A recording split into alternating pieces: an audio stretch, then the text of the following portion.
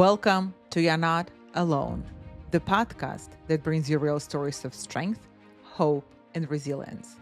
Our guests are real people just like you who have faced losses, anxieties, and life obstacles but emerged stronger. Today's guest is Melinda Kunst, a survivor of childhood abuse and domestic violence. Melinda found the courage to leave a violent environment, face the aftermath, and rebuild her life from the ground up. And the universe, it rewarded her strength. Because of the other side of trauma, Melinda met her very own Mr. Awesome. Now she shares her story to let others know you can heal. And yes, you can still have your happily ever after. This episode is your reminder that courage doesn't mean having no fear. It means choosing yourself, even when it's hard. Let's dive in. My name is Victoria Vita. I'm a mindset mentor, Reiki master, and a sound healer. I'm also the CEO and founder of Self Awesomeness and the host of this podcast. And today's guest is Melinda Kunst. Thank you, Melinda, for for agreeing to be a guest on my podcast. I know that your story is fascinating, and I'm sure it will touch so many hearts of our listeners. Can you please tell us about yourself and share your journey that brought you here where you are right now? Oh, sure. And thank you for having me. I appreciate it. Yes, my Thank you. journey, it's been, something I never thought would be possible to be where I am right now. So right now I am 54 and I never thought I would live to see 40. I had left. Oh, wow. Yes. I had actually grew up in, as you had mentioned, child abuse survivor in a home that was volatile. So that was all I ever knew. Getting into a normal relationship was something that I didn't really know there was a normal. I thought everybody kind of lived the way I did at that point. Mm-hmm. And so jumping into that relationship, even though that warning signs, that intuitiveness that was inside my stomach saying, yes, you need to leave this volatile situation, even though they were going off, I had I love my friends back then, and they're still friends with me now, but they were like, "Oh, well, I love a guy that would, like, come to my house and just sit out there and wait for me and all the time," or, "He Mm-hmm. calls you, like, 15 or 20 times throughout an hour because he's thinking of you. That is so sweet." And those warning signs from me, those now I know them as red flags. I just kinda dismissed them because my friends were saying, "Well, this is a good thing." He must Yes. he's coming to your work even though you didn't ask him to see what you're doing, and, to them, they thought this was really sweet. So I didn't carry Mm-hmm. him despite all of our fights, again, knowing from where I came, recognizing that this must be normal. Everybody's doing this, but yet there was some sort of little voice inside of me saying, "This is wrong. There is something off." Not everybody experiences this. Everybody does not have somebody that's constantly calling them names, putting them down, fighting all the time over stupid stuff. That's not me. Mm-hmm. But yet I kind of pushed it down, feeling guilty that I didn't want to marry him. Your parents had spent both sides spent money for dresses and so on. So I sort of felt guilty. But every time I tried to break up with him, there was always some sort of not a deal that he would make with me, more like a threat. If you Mm-hmm. leave me, Mm-hmm. I am going to kill myself. That would be him. If you leave me, Yes. I'm going to harm your family. If you leave me, and it was always these threats. Manipulating you. Yes, I'm gonna burn down your house. And so I took those threats really very, very Mm-hmm. just they weren't with a grain of salt. I knew from firsthand experience that he would actually live up to his promises that he made. He's always been a bully, even back then, and I've seen what he excuse me, does. Well, yeah, what he does to other people. Maybe he still does. From what I hear, not a lot has changed, but so I did. I went through with it, despite all of my misgivings, despite not tuning in or listening to that tiny voice Mm-hmm. inside of me. So the violence was at that honeymoon stage afterwards. And Mm-hmm. I did go ahead and think to myself, okay, this is going to be good. He's not as volatile as he once was. Now that he's married, I kept arguing with myself. Well, maybe now that we're married, things will be good. Now that we're married, Yeah. everything will be okay.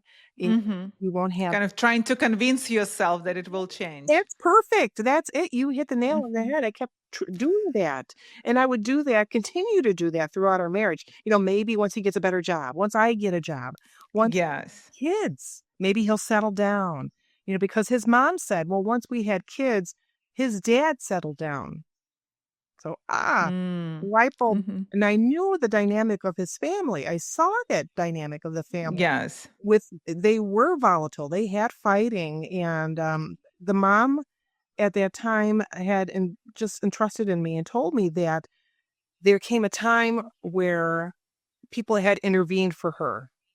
Her husband was a Wow. military man, and those people that he served with actually came and had a talking with him. So what that did, it Oh changed. my goodness. He no longer abused her. He then just did it on his son, whom I married. So that kind of just Oh wow. yes, and that Hmm. actually is some very similar to something that happened to me as a child. My mom being abused by my stepdad, she stood up for herself after years, and then he focused all of that on me. And So, yes. So it's just again, these oh, I'm sorry. cycle. Well, thank you. Thank you. And Yeah, so I'm these very cycles, sorry. again, I'm thinking, hey, to some degree that this is normal. And so, Yes, yes. you just these patterns, this becomes normal. So you've been together for years, right? You dated, then you Yes. got married, and nothing pretty much changed for you, right? Right. During your toughest moment during that relationship, who supported you? I know my parents to some degree. Okay, back Hmm. before even when I was married to him, they saw things, but at first, when I jumped out of the relationship, when I finally jumped out of the relationship, I did think that this was wrong of me. Why did I do this? So they would point out his faults. They would say, hey, he's a bully. He's doing this. It can't be right. Hmm. You got to stop seeing him. Hmm. You're a teenager. You got to stop seeing him. But this only made him say, well, they're just trying to push us apart. They just don't want to see, being loved and that you're happy. Ha. And nobody really cares about you. Hmm. We're just trying to break us up. And so that would be me like, oh man, why are they doing this? And he slowly, and none of this happened right away, by the way. This always happens to us very slowly, like grains of sand, just in a time hourglass. Very slowly that's Hmm. coming out. And so you're not being bombarded with somebody, oh, I hate you, or I don't love you, or you're fat or ugly. It Yeah. doesn't happen right away. It's very, very slow. So let me put Hmm. it out there. And I know people have a hard time understanding why would a person stay, and I'll get to that. But just that alone made me think, okay, yeah, they're trying to break us up. Why are they trying to break us up? But don't they want me happy? And Hmm. and then again, that little tiny voice is saying, yeah, all right. They're seeing this. You're not that alone. So Yes. I did later still have my parents when I finally did leave for good for good. They were on my side. Hmm. My sisters, I have two beautiful sisters, and they rallied for me as well. And I kept it in the Hmm. down low when I finally did leave. When I say finally left, because as you know, many men and women do leave up to 7 times before they finally break free. Yes. Yes. So, how many? Let me ask you this: what made you leave him the very last time? The very last time. Well, let's see. That Hmm. was in the very last time. So that was in 2008, in November 2008. My daughter, she had called and said, Mom, Dad is chasing her brother around the yard. And she was scared. So I said, honey, if you're scared, I was working at an antique shop at the time I managed with his family. So Hmm. if you're scared, call 911. I'm on my way home. So I closed up the shop early and I hustled home. So when I got home, my little guy had red marks on his throat. And Oh my goodness. I was livid, and I'm so so sorry. what he had told me was, "Oh, things got a little out of hand, but we're okay now." And even my son, he's Mhm. okay. I just didn't listen to dad right, and my heart's breaking. I should have just picked up and gone, but I'm not there now. I'm not going to keep doubting myself over the Uh-huh. choices that I made. So at that moment, he said, "Hey, babe, you know what? If this happens again, what I want you to do, we need to have a safe word." And from past experience, safe words don't matter to him. But he's like, banana split. So if you see me getting out of hand, I want you to say banana split. And then I know I'll come. Mm. So at that moment in time, you got it. We can do that. No problem. In my mind, I'm already packing. So I just started Mhm. that's it. We're done. So in my mind, we've got to go. And it wasn't an opportune time. People are probably going to say, why didn't you go then? One, it had been become so violent and volatile in the house. Violent. I stuck Mhm. the knife underneath my mattress, between the box Oh my goodness. top mattress, and so because he would just Oh my. do things at night to me, and Mm. so I knew I I'm could. so He sorry. was with me. He's a construction worker, and he was with me all the time. He kept tabs on me. He had to know where I was going, and this is GPS was just coming into Yeah. vogue, Mhm. and so he would know actually just by looking at my mileage where I was. Oh my. Hey, if I know you're going to the grocery store. Well, I know how far it is to the grocery store. So I know if you Oh my need, goodness. yeah, he would also check out so he'd look at the mileage, he'd look at the gas, and he had me on such a tight rein. I had no money. Everything I had Mhm. was through him. I relied on him. Even though I was managing the store, we weren't getting anything. So we didn't pay ourselves. Mhm. Later on, I did find this, that's not a good business move. But anyway, so he knew he would send me with an allowance to the grocery store as an example, and so he would Oh my I gosh. have to give him the receipt, so he let me have the change, so I'd give him the change, and so I had to start looking for pennies on the ground, quarters, any change that would Oh fall my. out of his pockets while I was washing it, and that's how I started to build up money. So I knew I needed to have some Mm. sort of cash on me, even if it's a bank account to open by myself, I needed that. So it took me a little Yes. while to start, and I actually started before that. It took me a while to get that. It was $25 to open a checking account. I don't know if it still is, but I had been doing that for close to maybe a year and a half, getting that coinage, getting those pennies, upon a dollar in the street, Mhm. something, and just kind of socking them away. So I started to do that, and but I knew we had to go. So I called my family Mhm. the next morning because he had worked out outside. He was in the garage, and hurried up and called my sister. I said, "Okay, I've got to go." And I called my mom and dad. I said, "It's time. I've got to go." And Mhm. well, let's come and get you now. I said, "No, he's off work. I have to wait until he goes back to work." And Yes. this is, again, is in November, and he doesn't go back to work until possibly March, April. Oh my god. Yeah, Uh-huh. it was a long time. It was a long time. So I am just waiting. In the meantime, I am trying to sneak out little things Mhm. have. So when we do finally move, I didn't do any clothes. I didn't do anything that I knew he would miss. Just small things. I would just go ahead and take. And Kind my of dad, building your grounds pretty much for exactly. your new life. Exactly, and my dad went ahead, he would meet me at the shop, and he would take those things to take to my sister's house because she did my, middle sister offered to go ahead and have us there. She's like, "You can stay with me. We've got an attic space, you guys can have that." So, that's I was That's still amazing. building my little something things of comfort for the kids, special Mhm. s Mhm. little things that I knew, again, that would not be missed. So it was almost like, a Lifetime movie looking back. It was very scary.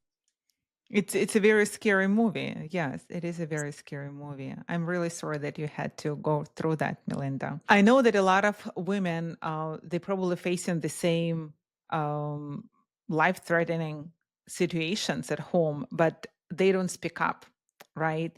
What would you recommend for them to do? if they see those red flags. And sometimes when we see red flags, we think this is a firework, but it is not. So, what would you recommend for them to do from your experience? Oh, sure. I would recommend that if they can call a shelter or you can go to a shelter, that would be wonderful. Mm-hmm. If you don't want to stay at a shelter, I know some shelters have maybe a bad rap because a lot of people don't really understand or know about them. And some facilities are not so good. Mm-hmm. But if you can find a facility that you can talk to, if that you can get counsel from somebody that sometimes it's nice Mm-hmm. just to offload and get a different opinion or to realize that yes, you are in a domestic violence situation or, oh, it's just mind games or hey, he's just calling me names. That's still abuse. And sometimes hearing It this is abuse. from other people lets it sink in. It really does because I associated somebody that's being abused with I'm dating myself now. Farrah Fawcett did a made for TV movie called The Brain Bed. And see, I was thinking myself, that's what abuse looks like. It looks like broken bones, it looks like black eyes, somebody breaking Mm-hmm. things and in a lot of cases, they don't experience that. A lot of women and men don't experience that. And for me, I was getting a Yes. little mix of both. But Mm-hmm. don't. And so they're like, "Well, I'll just stay because it's not that bad." But no, please get help. Any type of abuse, Yes. mental, verbal, emotional, it's all bad. It really is. So going to that shelter or talking to somebody that's close to you, just kind of letting your spirit be unburdened, that's so Mm-hmm. helpful and beneficial. But start planning. The shelters can also provide a safety plan for a person if they're looking to leave. And if Mm-hmm. if you could plan it though, get those important documents together, make copies. In my case, I made copies of everything and I sent them off to my sister. I would sneak them off and sometimes I would be able to scan them and send them to my sister, but I also had to watch Mm-hmm. mail because he was checking my mail. It was a joint account. Oh wow. When I would Mm-hmm. something, I would have to hurry up and go into the sent and make sure I deleted that. And she knew better to Mm-hmm. wouldn't respond. Or and the next I'd have to go to the trash and empty all the trash. And this was before the Oh my goodness. came out, the keystroke program. So it was just that tells you how long ago it was. But Yeah, yeah. You said 2008, so it's been almost like 20 years. yes. Yeah. So I did find it, Yes. and that was in March. It was March 25th of 2009 for Mm. the final time. Yeah. Yeah. Wow. Just those little things, the medications, because you don't think about that. If you can't take the medications, at least have information from your doctor about those medications. Mm-hmm. Anything, if you're taking pets with you, what pet items do you need? Shot Mm-hmm. records, just about anything you can think of. So security cards, your when you get married, your not wedding certificate, but your marriage. Marriage certificate. Yes, Yeah. have copies of those too. And if you need to have a small bag, I call it a go bag. Have a bag in your car, maybe a hide a key. My ex was notorious for taking my keys away from me.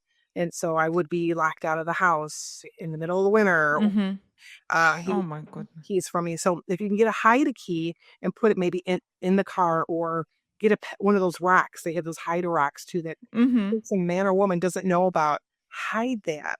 And again, a go bag, just some clothes, underwear, maybe for 2, 3 days, or if it's only for one, Mm-hmm. it's fine. Get also a debit card, but now they have a gift card and put some cash on it. Gift Maybe a cards. friend wants to Yeah. use them, gas cards, something. And if you have to give that to a trusted friend, that's fine. But at least you have something going forward. Some yes. Yes, and if you don't have time to plan, then you just go. Sometimes you have that luxury of planning. Yes. Things get so Yes. heated, you just have to go, then just go. Yeah. This is amazing what you just shared, what you can do and how you can plan and be ready when time comes. I think it gives that little bit of independence, right? To build that Mhm. ground at least for a couple of days and weeks. So you can take that step forward and then life will give you something back. And I think it's your story when you left on March 25th, 2009. So what happened after that? I think we're all curious to know about and learn about Mr. Awesome. Yeah.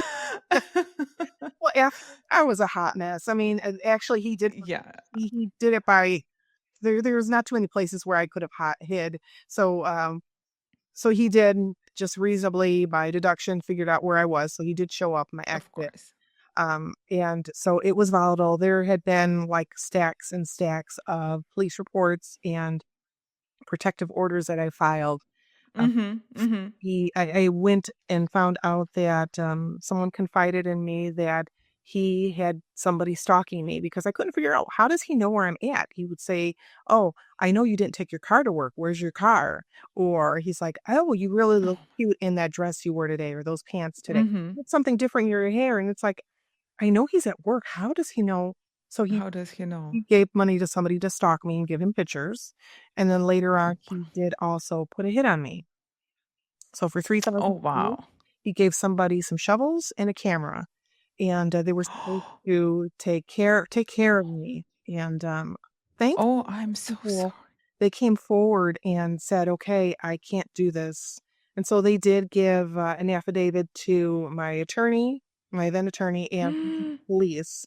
But later on, the police dropped the case because they said, "Well, the people that he hired were not credible." So if they were credible, they would probably complete their job, I guess. They weren't credible enough. They all had some sort of record. So they dropped Oh my god. this. And I kid you not, every day and every chance that I shouldn't say every day, but every chance that my ex had, he would put his hands on me. He had also convinced, so we have 3 kids with him. They're all now adults. Mhm. So with my middle daughter, he would constantly berate her. I would have to say that he didn't like her very much. So Oh my always goodness. mistreat her verbally. Later, come to find out that there is alleged sexual abuse there. That I'm so came to sorry. divorce, and I did try to do something about that, but at that time, Indiana had a law that said in statutes of limitation, we couldn't do anything at that time. It had passed. Mm. She was, yeah, it had just passed. By the time she had confided, she was Mhm. 18, and it happened when she was about 10, 9 and 10. So, Oh my then when goodness. I I'm found out so she was sorry. adult, she can go ahead and press charges, but she's like, "Mom, I don't wanna go forward. I just kinda wanna leave it in the past and just." Yes. Yeah. Yeah, I don't Yes. understand her. So, since the murder for hire didn't do so good, he was and we're doing the child visitations and so on and so on. He was taking my eldest is a boy. He would take my son, pull him aside, and talk to him. My daughter, my middle daughter, would say that she tried it to listen in, but a lot of it, she said, "Well, Mom, it was bad." He would just say how awful you are and how, you Oh a my good goodness. mom. Mhm. And he would turn around and buy our son stuff. He would buy him a new Xbox. He'd buy him clothes. Yeah, yeah. So Bribe. I call it bribe. yes, yeah, so and I couldn't figure out when dropped these children off at visitation, they were I mean, we had trouble, and we talked about this in our interview before, Mhm. and it was like dealing with demon children. I would drop them off and, they were okay. When they come back, Mhm. we're just they would just be so mean to me. They would call me names. Mhm. "You're a horrible mom. I wanna leave. You just stop this car. I wanna go back to dad's. You're just a Yes. person," and it was terrible, and it would take me about the whole week to get them to where they were calm To down and like, "Where is this coming yes. from?" And, then my middle daughter, she confided, "Well, dad says that we have to say this stuff to you." And it would just make me feel Oh. awful, and she felt bad saying it. Our youngest daughter Mhm. was just really quiet because she was very young, she was 8 years old, so, she wouldn't Mhm. say anything, but in the meantime, I had a situation where I had to leave where my sisters where we were staying because I wanted that independence, so I found a job, Yes. not having a job for many years.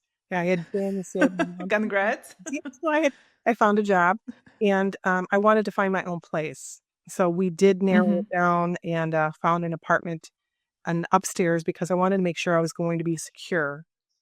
And so I Yes. didn't think about it at Yes. the time, But we made sure that I was on the top floor, so just in case there's no prowlers or anything, or you know what I mean, somebody Mm-hmm. get in my windows or climbing. Yes, yes. So we got the apartment. I had that a little bit of time when I had to leave. So I had the kids because it was going to be crazy stay with their dad, even though I know he was crazy and violent. I had no other choice Yeah. at the time, and there were some other Mm-hmm. circumstances that I had to leave the kids with him, and it was just going to be for a short period of time until I found that apartment, and then I would get Mm-hmm. back. So that's what happened. But when they came back to me in July, so that was in May. Excuse me, that was in May, towards the middle of May. By the beginning of July, I could have them back. I had an apartment. This apartment building Mm-hmm. manager was awesome because I had no credit. I had nothing. My job, I think I had Yeah. for maybe 4 weeks. And they were so awesome. They were like, you know what, we'll approve you. So, and they were just, everything just kind of lined up and it was just amazing Yes. time. So, when I got the kids back, they of course were not very nice. They weren't very good. Um, so my son was wearing gloves. It's July. We're in the Midwest. It's hot in the Midwest in July. Mhm. Sticky, it's hot, and it was like in the hundreds that week. Oh my goodness, it's hot. Yes, I said, "Why are you wearing gloves?" And he has his backpack. He doesn't want to release the backpack. And so later to come find out that in this backpack he had 3 knives.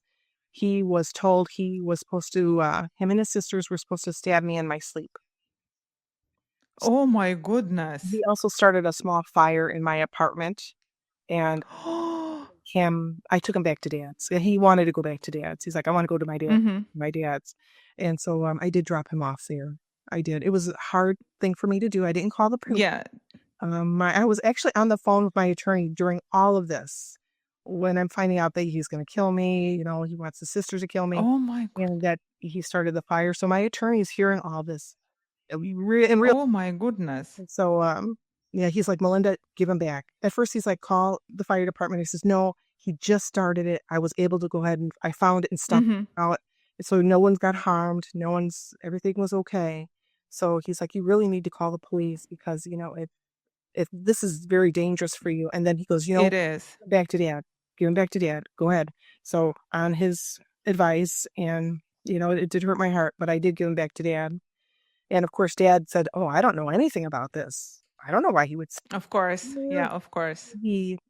Why would he have knives in his backpack?" So he Yeah. everything. And yeah, but in the meantime, my sister had said, "You need to have friends." Before that, she's like, "You need to Mhm. have friends. Reach out to your friends." Well, there was one particular man that I had befriended. He was a consigner. I never did any Mhm. hanky-panky before that. So he said, "Hey, I had a situation where I just broke down in front of him and his brother." And I said, "I'm sorry, it's unprofessional." And I was in tears. And, you know, Yes. yeah, I was a hot mess. And he's like, "You know what? Here's my number. If you ever leave the guy here, I'll buy you a celebratory drink. Here's my number." So it's like, okay. I kept his number, and I did give him a call. And he jokes, he's like, "What took you so long?" After that, he and I were peas in a pod, and we have been together now 16 years, and we Wow. remarried, excuse me, and, we have a 14-year-old together. So, things Oh, this is things amazing. yes, things are a lot different, and, it is just a different life. It really is, it's a different life. Things didn't go It when I left because in my mind thinking, I'm gonna leave him and everything's okay. He's not gonna be able to hurt me anymore. Well, he did, just that verbal stuff. yeah. Again, anytime that he was able to put his hands on me, he did. And that last time was in November of 2009, and Mhm. we actually fought back, and he wasn't used to that. So Yeah. he wasn't used to that. So yeah, Yes, yeah, you stood up. I Yes. did. So you had the courage to stand up for yourself. Yes, I did. So, and Yeah. the last time, but I made sure every time I could, I would try and make sure I had somebody on the phone with me when we did our visitations. I would go to the police station, or I would ask for a police escort. I'd say, "Hey, we're doing a visitation. Can you just stand by?" And they were more than accommodating. Mhm. Rather do that than to have to come to a situation where it's a standoff or there's Yes. so they are, if anybody's watching this, if you are in a volatile situation, consider going to the police station, or contacting your local police department to ask for a squad car just to kind of remain in the background in case you need that. And they will do it. Yeah. So for somebody who doesn't know that they can do it. Yeah. Yes, or take a trusted Mm. friend with you when you have these drop offs, because I know um, a lot of times these people will go ahead and still continue to abuse you. Yeah. They pushing the boundaries more and more until you Because start pushing it back. And at that moment, it just stops. Yes. exactly, Yeah. And it's physical, emotional, and any type of abuse. right. Yeah. And even Yeah. so again, me thinking, okay, everything's going to be hunky dory, rainbows and unicorns afterwards. Well, it wasn't for me. And then my kids, they did suffer too. I didn't realize how damaging this was: Yeah. suicidal, self harm, and Mm-hmm. anxiety, and all the mental health illnesses that they have, and they're dealing with that stress and so on. And that came out later Mm-hmm. after we left. And I just didn't recognize it. I thought we'd all be happy and we'd be good. And that was kind of like, Yes. were you thinking of? But oh, yeah, I don't know why. I just thought everything would be okay. But not only were But we, I think it is okay though. So because if you haven't left, so you don't know what would happen to you or what would yeah, happen to your kids, right? So I yeah, think it's in some way it's still it was probably damaging during the marriage, but after you left, all those issues they showed up and uncovered in their lives. But at yeah, the same time, it's a healing process most likely than just them staying there right. because we don't know. Maybe they wouldn't even survive, right? So you never know, And especially exactly, being exactly. And it was so hard with yeah. having to deal with those continued. I didn't have to go visitate with him. The kids did, and so I would see Mm-hmm. that they. I ended up getting custody of my two girls. They would come Oh, home. you got a custody of That's the right, the girls, Congrats. and so he had full custody of my son, and we've been estranged since Mm-hmm. then, by the way. Um, Mm-hmm. with my daughters, they had to go visit with dad because a parent has rights, either mother or dad, they have visitation. Correct. So even though it's hard when you get, I call it legal land, when you get into legal land and you're trying to explain to attorneys or in court, you're saying, well, he is abusive. And you have, unfortunately, a police officer did tell me once, he said, you know what, ma'am, you're saying that you're being abused. He goes, we kind of have to like say, okay, you say that, but we do hear he said, she said. And we hear it so often. Yes. People will say that and they're blaming this other person, and that other person isn't doing anything at all. So, they're lying, Yeah. and that kind of puts us in a bad place that are really, really victims, actually, I'm going to call survivors. And we're going through this situation, and Mm-hmm. we're really and truly survivors. And the Yes. whole system, they just don't recognize that, and they would just rather hear the facts. So it can be really frustrating going through the legal process as you're Mm-hmm. to, get back on solid footing. And sometimes you feel like you're re-victimized in the court systems. I see your point because you had to live for so long period of time just looking over your shoulder, just being afraid if he showed up. And I think it's very traumatizing and stressful. But at the same time, from the police officer standpoint, there are no evidence, right? So, and they're all about evidence, right? So maybe that's one of the things to consider, to have evidence and be sure to collect them if they occur so you can use it Exactly. during the court hearings. Right. And Yeah. that to a trusted friend, somebody. And like I would go ahead and record Yeah. I'm in Indiana. So we do not have to have permission from another person to like do a recording. So I would Mm-hmm. myself my phone, or I had this little video camera, and it would record exchanges between him and I. And this, so Mm-hmm. I'm picking up that I'm saying it's not necessarily that I did during my time. It's things that I've learned as I went along. And there was Yes. no book to tell me, or there was no Yeah, there is no book. Yes. tell me. So, I didn't know how to kind of to tread along. So a lot of that I kind of learned on my own, and being my Mm-hmm. own advocate because I needed someone to advocate for me. But I recognize, hey, I'm going to have to do this on my own. I do the adulting and kind of Yes. self and figure this out, how to keep myself safe. And again, luckily, Mr. Awesome, I was able to. He's got a lot of those skills where his head's on swivel. He's looking, to see who's out there, especially after Mhm. the murder for hire. That was even worse. So now we were being more hyper vigilant, watching out for who's watching us. And Mhm. that's, Mhm. that's kind of stayed. We still are pretty hyper vigilant to some degree, but definitely not as bad as we were. Yeah, that's great. That's great. So, Mr. Awesome, I love the way you call him Mr. Awesome. How did your life change? You said it like you never dreamed that you may have happily ever after, but how did your life change? So, like, it's more like inspiration for people who are maybe going through or just going through difficult times with their currently spouses, or they're going through all the court hearings, negotiations, mediations, and all that stuff.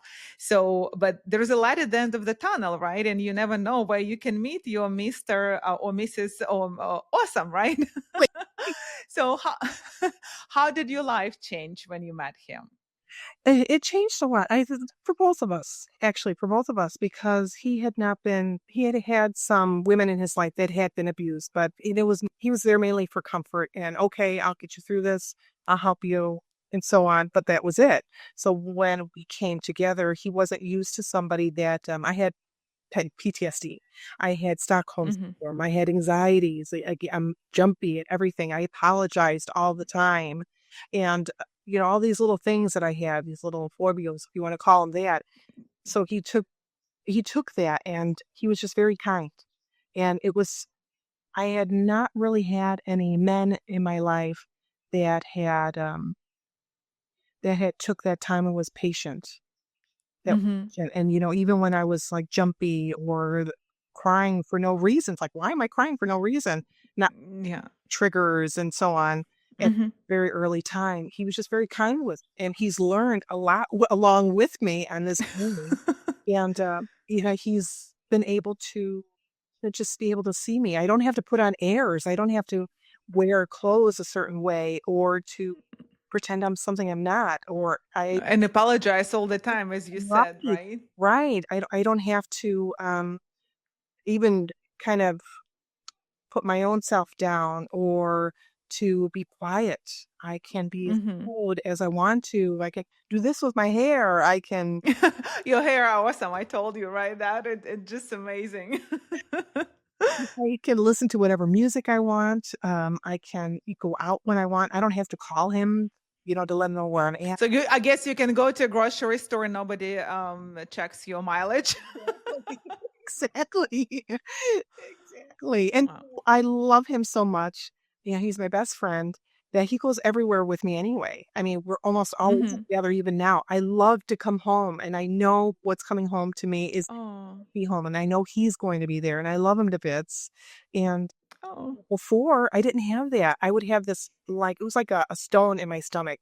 I dreaded going home. I didn't want to be there. I only went home because the kids were there, but I Hmm. feel literally sick to my stomach all the time. And this is so different. This is just so completely different where I want to come home and I love the life I have. And I didn't have that before.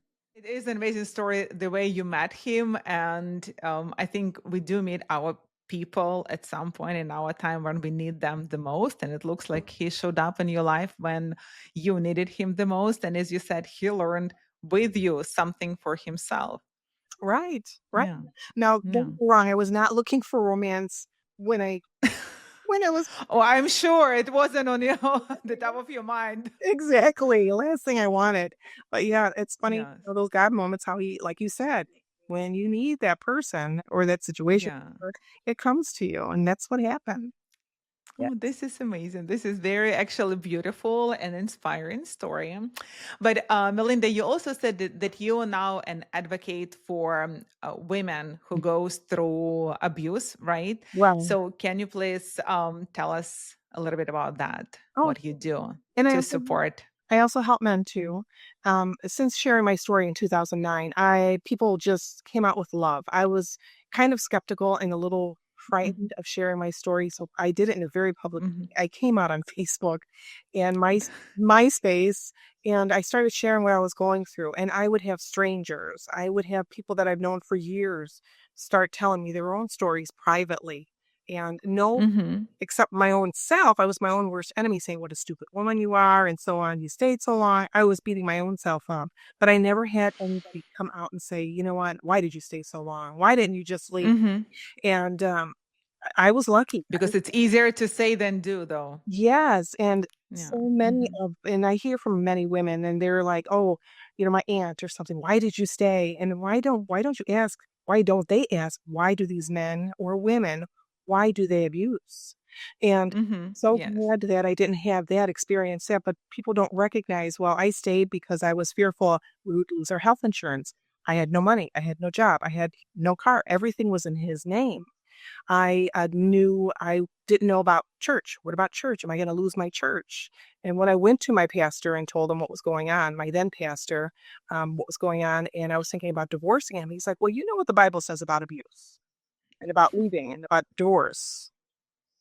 Oh my goodness. Did he say that? He did. He did. So, Sorry. yes, Yeah. you got those worries. I'm sorry. Is my partner going to get my children?